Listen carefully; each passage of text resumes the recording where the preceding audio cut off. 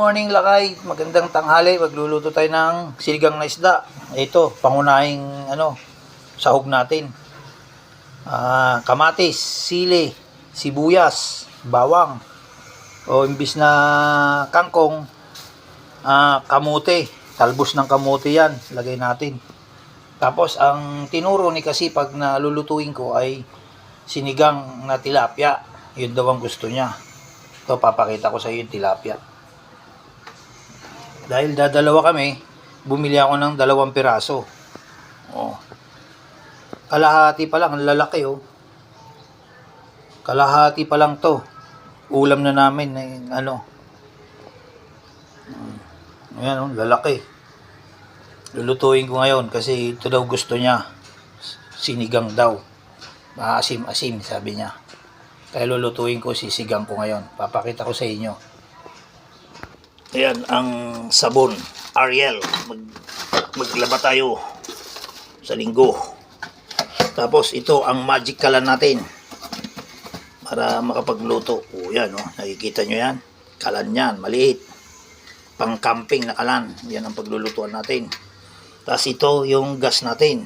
O, yan, asimbulin natin. Iwain na natin yan. Hindi ko may bibidyo kasi wala akong taga-video. Mamaya na lang, papakita ko na lang sa inyo kung paano lutuin. Yan ko na. Pahinaan natin yung apoy malakas eh. Yan. Tapos lalagyan na natin yung kalan. Ay yung kasirola. Maliit na kalan lang yan. O yan. Hintayin natin kumulo. O yan, lakay. Basahan ko yan. Hintayin natin kumulo yan. Lalagyan natin yung sili.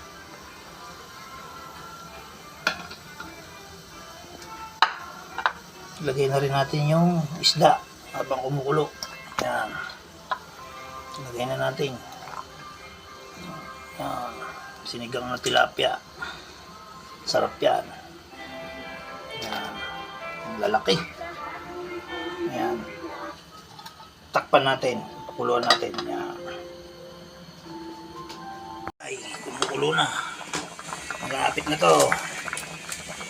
Yan lang, pagluto ng sinigang, lagyan natin ng magic, baka naman. Yan. So, tapos, ito na, lagyan natin tong original magic sinigang mix. Yan. Yan.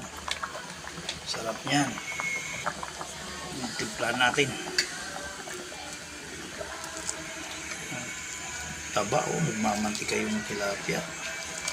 Try nyo sa inyo. Lakay, malakay, sinigang na tilapia.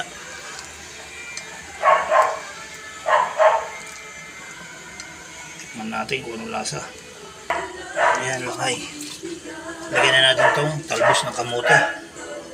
Ayan. Talbog-talbog lang natin.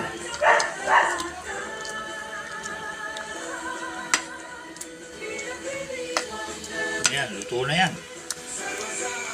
Takpan lang natin. Hintay lang natin maano yung talbos. Tapos kain na tayo maya maya. Ayan. Yan ang finished product ng sinigang na tilapia. Mga lakay. God bless. Ingat-ingat kayo lagi. Adjourn.